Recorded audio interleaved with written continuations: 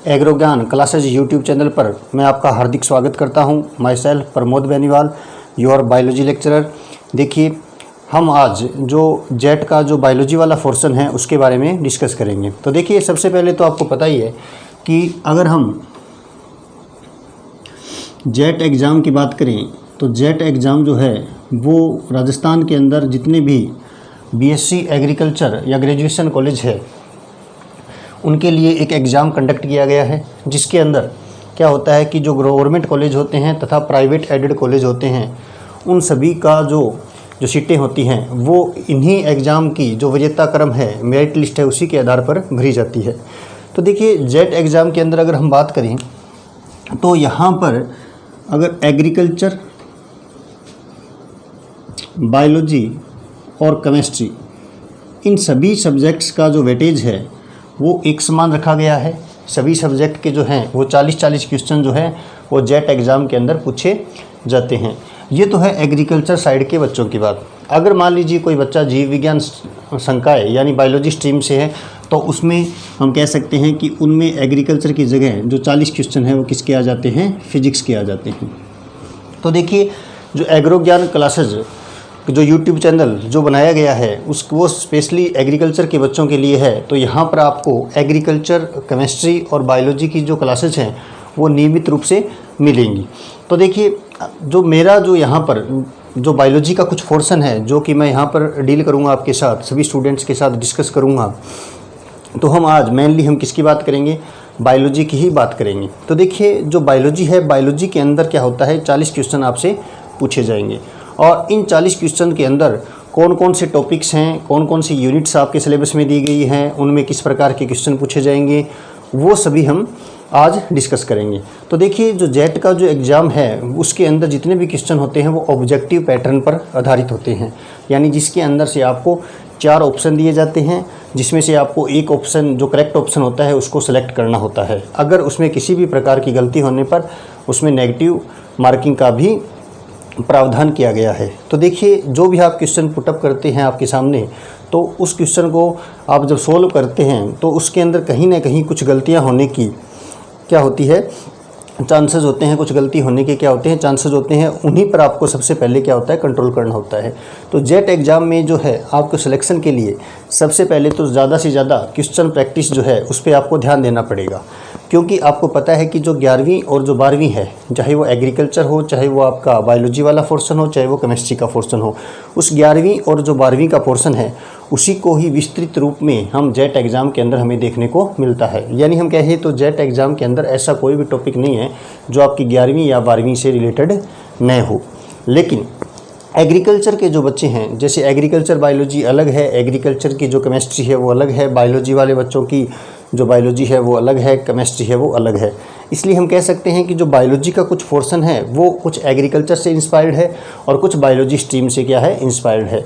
तो हम कह सकते हैं कि यहाँ पर हमें दोनों जो कह सकते हैं दोनों जो बायोलॉजी है, यानी एग्रीकल्चर बायोलॉजी और बायोलॉजी की जो बायोलॉजी है, उन दोनों के ऊपर आपकी कमांड होना आवश्यक है। तो देखिए, जो कोविड-19 है उसकी वजह से आपकी जो स्टडी के अंदर जो बाधा उत्पन्न हुई है उस बाधा को दूर करने के लिए हमने एक अच्छा प्रयास किया है और इस प्रयास को सफलतम आप बनाएंगे, क्योंकि अगर आप इस चैनल को लाइक करेंगे, शेयर करेंगे, सब्सक्राइब करेंगे और ज़्यादा से ज़्यादा जो हम आपके सामने जो वीडियो लेक्चर जो हैं वो पोस्ट कर रहे हैं यूट्यूब चैनल पे, उसको आप शेयर करेंगे। तो देखिए, तो आज हम किसकी बात करेंगे, सबसे पहले बायोलॉजी की, क्योंकि मैं आपको जेट एग्ज़ाम के अंदर बायोलॉजी का जो कुछ पोर्शन है उसको डील करने जा रहा हूं। तो देखिए, सबसे पहले अगर बायोलॉजी की बात करें तो आपको पता है कि जो बायोलॉजी है वो क्या होती है, स्टडी ऑफ लिविंग ऑर्गेनिज्म, यानी हम जीवित जीवों का जो अध्ययन हम जीव विज्ञान की जिस शाखा में करते हैं उसे बायोलॉजी या जीव विज्ञान कहते हैं। यानी बायोलॉजी जो है वो एक प्रकार से लिविंग ऑर्गेनिज्म का क्या है, एक साइंस है जिसकी हम आज स्टडी करने जा रहे हैं। तो देखिए, अगर हम जेट के अकॉर्डिंग देखें तो जेट के अकॉर्डिंग जो सिलेबस है उसके अंदर जो आपको पहली यूनिट दी गई है, किसकी, जेट एग्ज़ाम के अंदर बायोलॉजी की जो पहली यूनिट है उस पहली यूनिट का नाम है आपका यूनिटी ऑफ लाइफ। देखिए, यूनिटी ऑफ लाइफ यानी यूनिट ऑफ लाइफ एक ही बात है। यूनिटी ऑफ लाइफ का मतलब होता है जीवन की इकाई, यानी हम कह सकते हैं कि जो हमारा जो बॉडी है या हमारी जो लाइफ है उसकी यूनिट क्या है। तो देखिए आप 9th क्लास से पढ़ते आ रहे हैं कि यूनिट ऑफ लाइफ या स्ट्रक्चरल और जो फंक्शनल यूनिट ऑफ लाइफ क्या होती है, सेल या कोशिका होती है। क्योंकि प्रत्येक जो जीव होता है उसका शरीर जो होता है वो कोशिका से मिलकर बना होता है, और इससे यूनिटी ऑफ लाइफ के अंदर सबसे पहले हम सेल या कोशिका की स्टडी करेंगे। यानी हमें प्रोकैरियोटिक सेल हो या यूकैरियोटिक सेल हो उसकी स्टडी करनी है। साथ के अंदर हम देखेंगे कि जो सेल है या कोशिका है उसके अंदर कितने कोशिकांग पाए जाते हैं। विभिन्न प्रकार के कोशिकांग होते हैं, जैसे माइटोकॉन्ड्रिया है, गोल्जी बॉडी है, लाइसोसोम है, एंडोप्लाज्मिक रेटिकुलम है। ये जितने भी सेल ऑर्गेनेल्स हैं इन सभी को हम यूनिटी ऑफ लाइफ जो यूनिट है उसके अंदर हम डिस्कस करेंगे। तो देखिए यूनिटी ऑफ लाइफ जो है जेट एग्ज़ाम के अंदर जो आपको यूनिट दी गई है जो सिलेबस के अंदर है, उसके अंदर आपको स्ट्रक्चर ऑफ सेल और स्ट्रक्चर ऑफ सेल ऑर्गेनेल्स, और उसके साथ साथ हम कह सकते हैं आपको सेल डिवीज़न की स्टडी भी करनी है। देखिए सेल डिवीज़न की स्टडी का मतलब है, आपको पता है कि जो सेल होता है उसके अंदर डिवाइडिंग कैपेसिटी होती है, यानी जो एक सेल होती है वो डिवाइड होकर एक से अधिक कोशिकाओं का निर्माण करती है। तो हम यहाँ पर किसकी स्टडी करेंगे, साथ में सेल डिवीज़न की स्टडी करेंगे। तो ये तो है आपकी जेट एग्ज़ाम की पहली यूनिट की बात, यानी unity of life. Unity of life के अंदर आपको सेल स्ट्रक्चर की बात करनी है, सेल ऑर्गेनेल्स के बारे में डिस्कस करना है, और साथ में सेल डिवीज़न के बारे में डिस्कस करना है कि किस प्रकार से जो एक सेल है वो डिवाइड होती है, कौन कौन से उसके अंदर स्टेप होते हैं, प्रोफेज, मेटाफेज, एनाफेज, टेलोफेज, ये बहुत सारी स्टेजेस होती है जिनके बारे में हमें क्या करना होगा, डिस्कस करना होगा। उसके बाद देखिए जो आपकी दूसरी जो यूनिट है बायोलॉजी की वो है आपकी continuity of life. Continuity of life, continuity of life का मतलब होता है जीवन की निरंतरता। देखिए अब आप सोचेंगे किस यूनिट के में क्या पढ़ना है। कंटिन्यूटी ऑफ लाइफ यानी जीवन की निरंतरता का मतलब होता है कि किस प्रकार से कोई भी जो ऑर्गेनिज्म होता है उसमें हम कह सकते हैं कि यूनिट कंटिन्यूटी ऑफ लाइफ का मतलब है कि किस प्रकार से जो आने वाली जो पीढ़ियाँ होती है उसके अंदर लक्षणों की वंशागति होती है। तो आपको पता है कि जो लक्षणों की वंशागति है यानी आनुवंशिकी की हमें अध्ययन किस में करना है, कंटिन्यूटी ऑफ लाइफ के अंदर करना है। अगर आनुवंशिकता का अगर आपके दिमाग में कुछ भी आता है तो हम कह सकते हैं कि आपके दिमाग में सबसे पहले आएगा मेंडल। तो हमें इस यूनिट के अंदर मेंडल्स लॉ यानी मेंडल के जो नियम हैं उनकी स्टडी करनी होगी। तो देखिए सबसे पहले मेंडल आया था। मेंडल ने कहा था कि किस प्रकार से जो लक्षण होते हैं, जो कैरेक्टरिस्टिक्स होते हैं, वो किस प्रकार से एक जनरेशन से दूसरी जनरेशन के अंदर जाते हैं। तो मेंडल्स ने जो तीनों लॉ दिए थे, लॉ ऑफ डोमिनेंसी यानी प्रभाविकता का नियम, लॉ ऑफ सेग्रीगेशन पृथक्करण का नियम, and law of independent assortment यानी स्वतंत्र अफ्यूहन का नियम, ये जो है वो हमें मेंडल्स के तीनों जो लॉ हैं वो हमको पढ़ने हैं, डिस्कस करने हैं। ये तो थी मेंडल्स लॉ की बात। देखिए मेंडल ने ये ज़रूर बताया था कि लक्षण जो है वो किस प्रकार से एक पीढ़ी से दूसरी पीढ़ी में जाते हैं, और इसके साथ साथ मेंडल्स जो है उसके कुछ अपवाद थे, उनको भी हमें डिस्कस करना है, जैसे कि लिंकेज यानी कि सहलगनता। मेंडल्स के कौन कौन से अपवाद थे, उनमें से लिंकेज यानी सहलगनता भी एक क्या है एक्सेप्शन था, जो कि आपके सिलेबस के अंदर दिया गया है, जो हमें डिस्कस करना पड़ेगा। इस लिंकेज के साथ साथ हम कह सकते हैं आपको किसकी स्टडी करनी है, क्रोमोसोम की, यानी हमें पढ़ना पड़ेगा क्रोमोसोम यानी गुणसूत्र। गुणसूत्र आपके सिलेबस में है, और गुणसूत्र के साथ साथ हम कह सकते हैं आपके सिलेबस में क्या है, जीन। आपको पता है कि जो जेनेटिक्स है, जो आनुवंशिकता है, उसकी इकाई क्या होती है, जीन होती है। प्रत्येक लक्षण को नियंत्रित करने के लिए एक पर्टिकुलर जीन हमारे शरीर के अंदर पाई जाती है। जीन के साथ साथ आपके सिलेबस के अंदर है म्यूटेशन, जो कि हम इसी यूनिट के अंदर पढ़ेंगे। म्यूटेशन का मतलब होता है उत्परिवर्तन, यानी अगर कोई भी ऑर्गेनिजम्स जो होता है उसकी जेनेटिक स्ट्रक्चर में किसी प्रकार का परिवर्तन या चेंज हो जाता है तो हम उसे क्या कहते हैं, म्यूटेशन कहते हैं। तो ये तो बात आ गई है हमारी सेकेंड यूनिट की। उसके बाद देखिए जो तीसरी यूनिट है आपके सिलेबस की वो है प्लांट फिजियोलॉजी।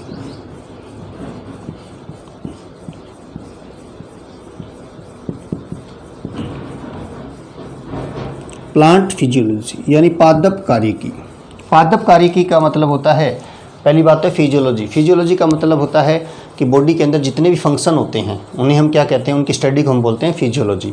और प्लांट फिजियोलॉजी का मतलब है कि हम यहाँ पर जो प्लांट है, तो प्लांट की बॉडी के अंदर जितने भी फंक्शन होंगे उनके बारे में हम क्या करेंगे, डिस्कस करेंगे। तो देखिए सबसे पहले अगर आपको बता दिया जाए कि प्लांट फिजियोलॉजी का मतलब है कि प्लांट की बॉडी के अंदर कौन कौन से फंक्शन होते हैं उनकी हम स्टडी करेंगे।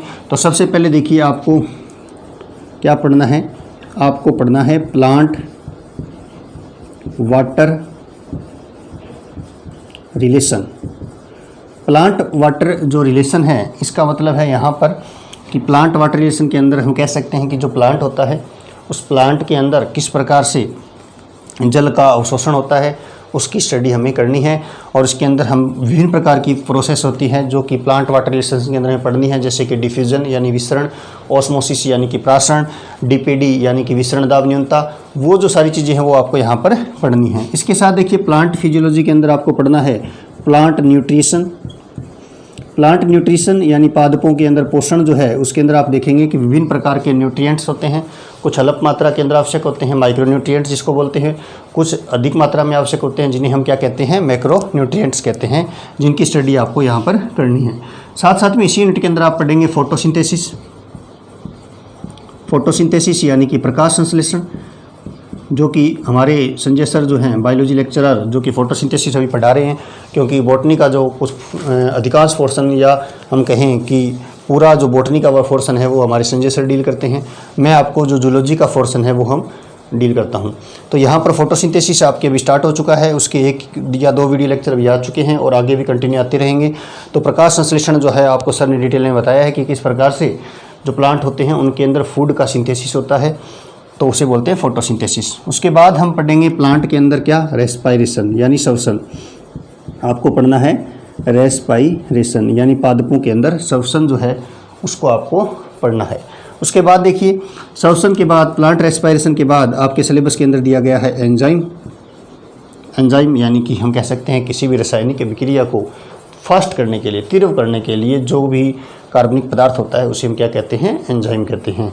तो आपको एंजाइम पढ़ना है जिसके अंदर आपको एंजाइम की स्ट्रक्चर पढ़नी है, आपको एंजाइम के टाइप्स पढ़ने हैं, किस प्रकार से एंजाइम क्रिया करता है, तो वो सारी चीज़ें आपको इसके अंदर क्या करनी है, डिस्कस करनी है। इसके बाद देखिए प्लांट फिजियोलॉजी के बाद में आपकी जो चौथी यूनिट हम कह सकते हैं वो है एनवायरमेंटल बायोलॉजी, जो आपके सिलेबस के अंदर है एनवायरमेंटल बायोलॉजी। पर्यावरणीय जीव विज्ञान या एनवायरमेंटल बायोलॉजी के अंदर जो मेजर पोर्शन की अगर हम बात करें वो है ecology.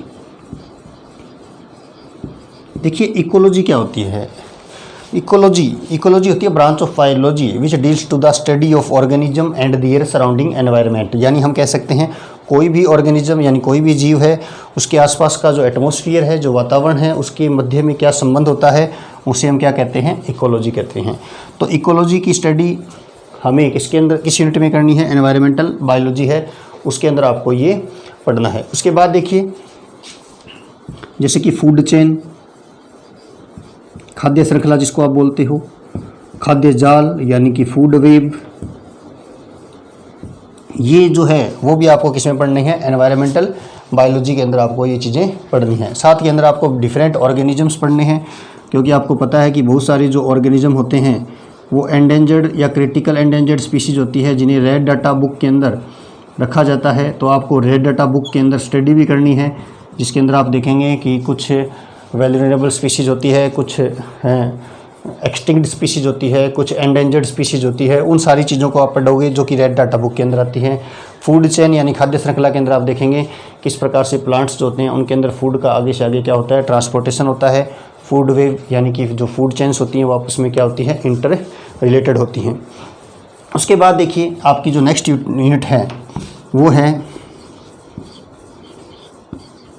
Botany and human welfare.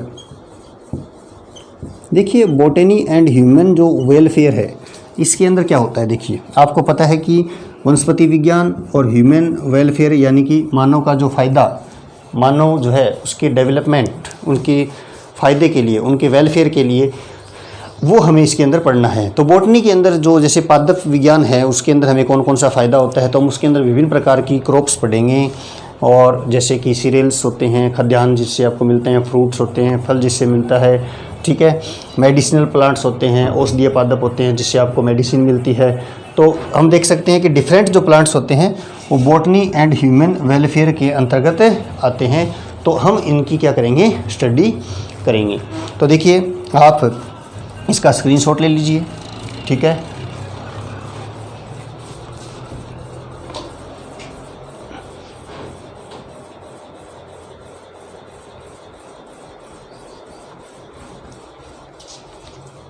तो हेलो स्टूडेंट्स, आपने इन सभी का देखा कि आपको सिलेबस में क्या क्या चीज़ें हैं। अब हम देखें बायोलॉजी के अंदर आपको कौन कौन सी चीज़ें जो आपके सिलेबस के अंदर है जो आपको पढ़नी है।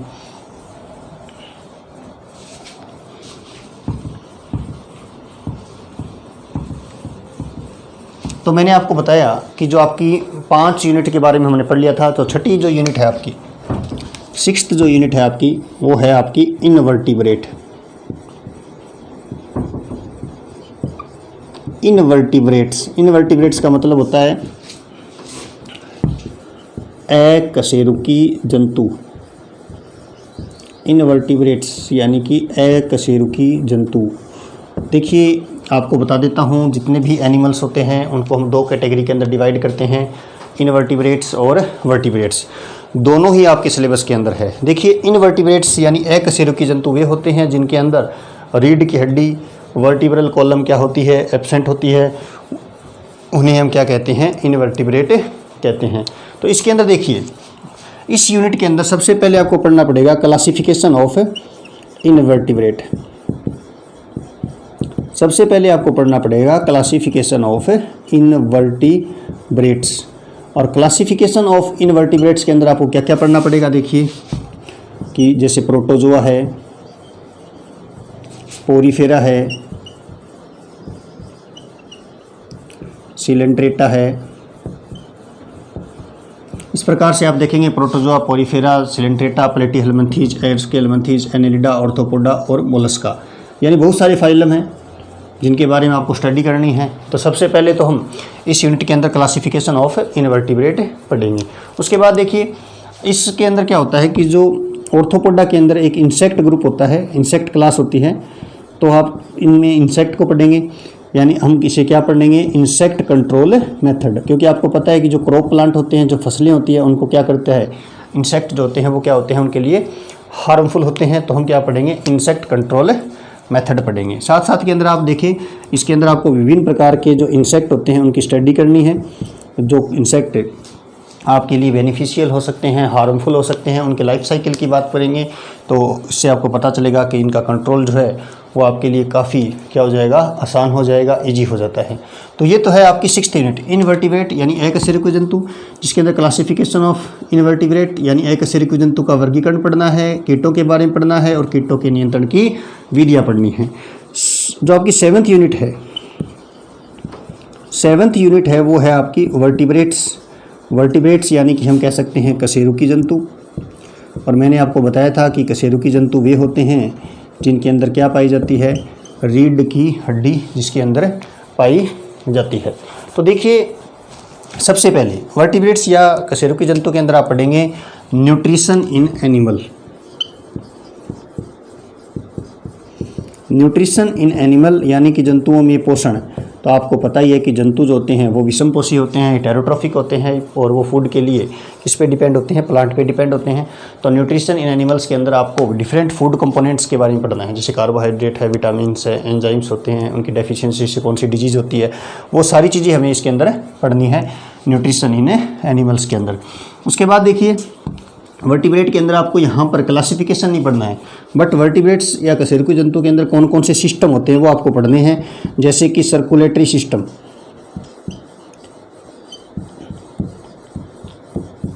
सर्कुलेटरी सिस्टम का मतलब होता है परिसंचरण तंत्र। आपकी बॉडी के अंदर जैसे हार्ट है, ब्लड वेसल्स हैं, उन सभी के अंदर आपको पढ़ना है कि बॉडी के अंदर किस प्रकार से इनका क्या होता है, सर्कुलेशन होता है। उसके बाद हम पढ़ेंगे रेस्पायरेशन। रेस्पायरेशन जो है किसके अंदर, एनिमल्स के अंदर। रेस्पायरेशन इन एनिमल्स पढ़ेंगे आप। रेस्पिरेशन इन एनिमल्स के अंदर हम पढ़ेंगे कि किस प्रकार से बाह्य वातावरण से जो है ऑक्सीजन को बॉडी के अंदर लंग्स तक पहुंचती है, लंग्स से किस प्रकार से जो ऑक्सीजन है वो आपके ब्लड के अंदर जाएगी, ब्लड से किस प्रकार से बॉडी के अंदर सर्कुलेट होती है, उससे हम क्या कहते हैं, रेस्पायरेशन कहते हैं। तो सर्कुलेशन और रेस्पायरेशन के बाद आपकी जो मेजर आपका टॉपिक है सिलेबस के अंदर वो है रिप्रोडक्शन। यानी जनन। जनन का मतलब किस प्रकार से ऑर्गेनिज्म जो होते हैं वो नए ऑर्गेनिज्म का फॉर्मेशन करते हैं, उसे कहते हैं रिप्रोडक्शन। रिप्रोडक्शन सिस्टम पढ़ेंगे, मेल रिप्रोडक्टिव सिस्टम पढ़ेंगे, फीमेल रिप्रोडक्टिव सिस्टम पढ़ेंगे। रिप्रोडक्शन के अंदर कौन कौन से स्टेप होते हैं, जैसे कि कह सकते हैं गैमेटोजेनेसिस यानी युग्मक जनन, उसके बाद गैमीट ट्रांसफ़र पढ़ेंगे, उसके बाद फर्टिलाइजेशन पढ़ेंगे, उसके बाद हम एम्ब्रियोजेनेसिस पढ़ेंगे यानी भ्रूणोद्भवन पढ़ेंगे। तो वो सारी चीज़ें इसके अंदर आपको पढ़नी है। तो देखिए ये तो आपके जो टोटल जो 7 यूनिट है जो आपके जेट के सिलेबस के अंदर है बायोलॉजी के अंदर, वो हम पढ़ेंगे जो मैंने आपको बताई है। तो आज जो हमारी क्लास थी, जो इंट्रोडक्शनरी पार्ट था किसका, जेट एग्ज़ाम का, जिसके अंदर मैंने आपको बताया कि कहाँ से कितने क्वेश्चन पूछे जाते हैं। फिर मैंने आपको बताया कि जो बायोलॉजी है, जो कि मैं यहाँ पर आपको बायोलॉजी सब्जेक्ट है उसको डील करूँगा, जिसके अंदर से 40 क्वेश्चन आएंगे और उस 40 क्वेश्चन के अंदर कौन कौन से यूनिट्स हैं, कौन कौन से टॉपिक्स हैं और उन टॉपिक्स के अंदर क्या क्या है, क्या क्या हमें पढ़ना है, उन सारी चीज़ों को हमने आज डिस्कस किया। तो देखिए स्टूडेंट्स, हमारी जो क्लासेस हैं वो कंटिन्यू आती रहेंगी। जिस प्रकार से एग्रीकल्चर जो केमिस्ट्री है उसकी पूजा जाखड़ मैम है, उसकी क्लासें अभी अपलोड हो चुकी हैं। जितेंद्र सर भी हैं, विकास सर भी हैं केमिस्ट्री के, वो भी केमिस्ट्री के आगे जो हैं कुछ टॉपिक्स डालेंगे। और उसके साथ साथ जो राजकुमार वर्मा सर जो हैं एग्रीकल्चर, जो कि कंप्लीट एग्रीकल्चर को देख रहे हैं, उनके भी आपको जो क्वालिटी वीडियोज़ हैं वो आपके सामने आ रहे हैं। हमारी संजय सर जो हैं बायोलॉजी के जो बॉटनी वाला जो पोर्शन है उसको डील कर रहे हैं, उनके भी लेक्चर आपके सामने आए हैं। और आज मैं आपको जूलॉजी का जो कुछ पोर्शन था उसके बारे में आपको आगे डील करूँगा। आज तो मैंने आपको सिर्फ़ और सिर्फ कंप्लीट बायोलॉजी के अंदर कितने क्वेश्चन आते हैं, कौन कौन से आपके यूनिट्स हैं, कौन कौन से उसके अंदर टॉपिक्स हैं, उन यूनिट्स का क्या मतलब है, उस टॉपिक्स का क्या मतलब है, कौन कौन सी चीज़ें हमें प्रिपेयर करनी है जेट एग्ज़ाम के लिए, इन सभी चीज़ों के बारे में आज हमने डिस्कस किया। तो स्टूडेंट्स एग्रो ज्ञान क्लासेस के साथ जुड़े रहिए, क्योंकि अभी जो स्टूडेंट्स हैं हमारे एरिया के, जो स्टूडेंट्स हैं या किसी भी एरिया के स्टूडेंट्स हैं, जो कि रेड जोन के अंदर भी काफ़ी, जो राजस्थान के अंदर जो स्टूडेंट्स हैं जो कि रेड जोन एरिया के अंदर आए हुए हैं, वो किसी भी कोचिंग इंस्टीट्यूट को ज्वाइन नहीं कर सकते। इसीलिए ऑनलाइन प्लेटफॉर्म जो है वो आपके लिए ज़रूरी है। तो उसी ऑनलाइन प्लेटफॉर्म या उसी ऑनलाइन जो एजुकेशन है उसकी मुहिम के तहत एग्रो ज्ञान जो क्लासेज यूट्यूब चैनल है उसका हमें ऑर्गेनाइजेशन या गठन जिसका किया गया है। तो आप स्टूडेंट्स ज़्यादा से ज़्यादा एग्रो ज्ञान क्लासेस का जो यूट्यूब चैनल है उससे जुड़ें, जो वीडियोज़ हैं उनको पढ़ें, उनको शेयर करें। जितने भी आपके कह सकते हैं सहपाठी हैं, जो आपके स्टूडेंट्स हैं, ठीक है, तो वो सभी इस चैनल को लाइक, शेयर और सब्सक्राइब करें। और मैं तो आशा करता हूं कि आप सभी जो जेट एग्ज़ाम है उसके अंदर एक अच्छी रैंक के साथ सेलेक्ट हों। Thank you students, have a good time.